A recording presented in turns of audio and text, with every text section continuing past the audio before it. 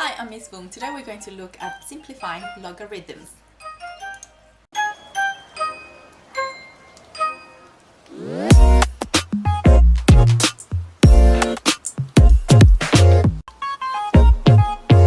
Now before I introduce logarithms, I want you to think about the word inverse. When we have 2x, to get x by itself, we multiply by the inverse of 2, which is half. If I have sine x, if I want to figure out what x is, we apply sine inverse sine x to get x by itself. Likewise, when we have a to the x, we can find the inverse of that. So what is the inverse of that? That would be log a y equals x. What is this thing called? Just like sine and cosine, we write the shorthand. This log is a shorthand for logarithms. And we read it as log a y equals x. X is our power or index or exponent. There's lots of ways to name this. I'm just going to continue using the word power. A is our base and y is what we get when we do a to the x. So let me do an example. So for example, if I have log 216 equals x, then we can rearrange this. So remember, that's the power, that's the base, so it's 2 to the x equals 16. Now that I have that, I know how to solve this from the previous video. 16 can be written as 2, 4, 8, 16. So 2 to the power of 4. And now, since the bases are the same, we can equate the powers x equals 4. Another way to read this sentence is to say, what power of 2 gives me 16? See? So 2 to the x equals 16. So we see the base, so 2 to the power of x equals 16. So we can say, what power of 2 gives me 16? And the power of 2 that gives me 16 is, well, x must be 4. Let's do another one, and this time let's think about that first. So what if I have log 5 125 equals x? So log 5 125 equals x can be read as, what power of 5 gives me 125? So what power of 5 gives me 125? 5, 25, 125. So the answer should be 3. So 5 to the x, so we rearrange it using that pattern. So the base, the power equals 125. Then 125 can be written as 5 to the 3, and equating that will give me x to the equals 3. So you can see that if you read it as what power of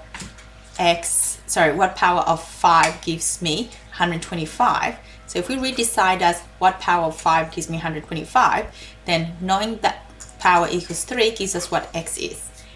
Again, over there, what power of 2 gives me 16, so 16 is 2 to the x, then we can figure out what x is. Just like we had index laws, we are going to describe and study log laws. There's going to be similarities to the log laws, but also some differences. So listen carefully. So for the first one, we have log a m times n. What would that look like? Now let's say we have m equals ax and n equals ay. Then what happens when we multiply m and n? When we multiply m and n, we would get ax times ay, and we know what happens when we multiply two bases that are the same. The powers would add. Now we can rearrange this. Remember that that's the base, that's the power. So log a mn is equal to the power, which is x plus y. Now we also can rearrange this. M equals ax to be log base a, m is equal to the power x. And over here we have log base a to n is the power y. So how does that help us? Well, in that, rearranging this gives us x is log am and y equals log an. So now we can see from this sentence that, this equation, that log a mn is equal to log am plus log an. So that's the first law of logarithms. Log of m times n is equal to log am plus log an. Let's do an example. Say you have log 10 4 and log 10 250. Then by this rule, if they have the same base, we can just multiply the 4 by 250. So now we have 4 times 250 is 1,000, so log 10 1,000. And then we read 10 to the power of what is 1,000? 10, 100, 1,000. So 10 to the power of 3. So the answer is 3. Let's go to the next rule. What happens when you have log a of m divided by n? Again, let us use this and try to figure out. So m over n would equal to ax over ay. And that means when you divide, you have to subtract. You probably are going to be able to guess what the rule is very shortly from the pattern. So ax minus ay. So log base a of this is equal to that power x minus y. And given that x is equal to that and y is equal to log an, then we have that x is equal to that and y equals to that. We have log of a, m over n is equal to log of am minus log an. You don't have to be able to work this out in most of the questions. You just have to be able to remember that part. But it's good to see where it came from. An example. Log 2 400 minus log 2 5. Since the bases are the same, when we subtract, we divide. So 400 divided by 5 is 8. So we read 2 to the what power is 8? 2 to the 2, 4, 8, 3. So the answer to that is 3. Let's do the third rule. I'm going to do this really quickly, but you can see and work it out for yourself that if m is ax, then we can see that when we have substitute ax in, we will get ax times p. So when we have to rearrange this, the base a log a and p, that's equal to xp. So what does that mean?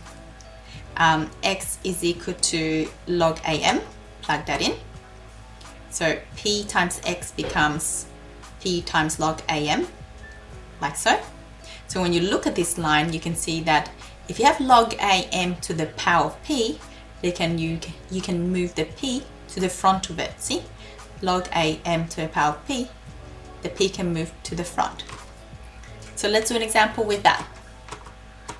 So log 2 16, 16 can be written as 2, 4, 8, 16, so 2 to the power of 4. So now that we have a power, we can move it to the front, so 4 log 2, 2. And we know that 2 to the power of what is 2? That's 1. So log 2, 2 is 1. So, sorry, 4 log 2, 2 would give us 4 times 1, which is 4. Let's do the next law. So log a m to the negative 1, what would that be? Well, we can use the method from law number 3. If the power is negative 1, then you can bring it to the front and it'll become negative log am. But you can also see that you could use log am over n equals log am minus log an. How does that work?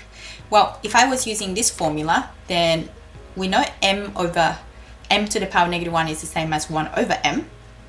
And using the second law, if you have a division, then that equals to the numerator minus the denominator. That is log a of the numerator minus log a of the denominator, that law over there. In this case, we can see that we can simplify this because a to the what power is 1? A to the 0. So now we have 0 minus log am, which is the same as minus log am. So you can see the fourth law is not really one that I think about as another thing to remember because it kind of comes from the other two laws anyway. Anyway, let's do an example. So if I have 1 over 16, that is the same as saying 16 to the negative 1, or it's the same as bringing the negative 1 to the front. Now 16, 2 to the what is 16? 2 to the 2, 4, 8, 16, so 2 to the power 4. So 4 is our answer, and because we have a negative in front, it's negative 4. The next one, so log a of 1 and log a of 8. Is there certain things that we need to, is it simple things that we can remember? Yeah. A to the what is 1, we said it before, a to the 0. And a to the what is a to the 1 is a.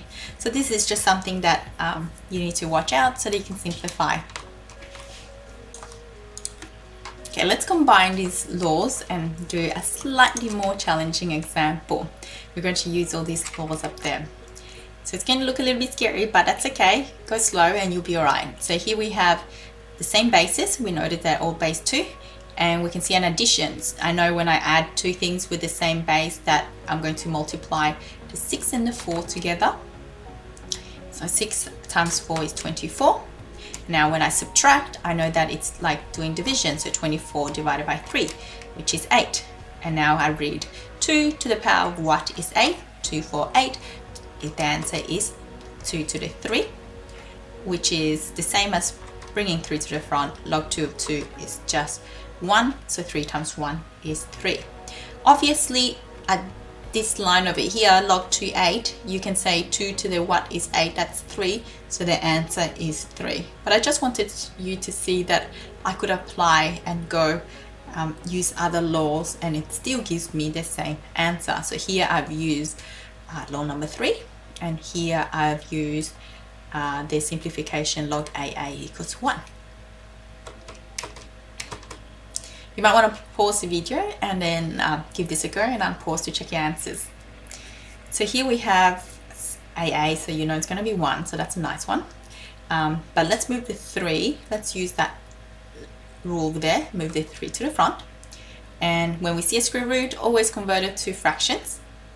And now we have a to the power of something. So again, we're using that law over there. So bring the half to the front. And we know log AA is just 1. So plug that in, and then same as that. Log AA is just 1.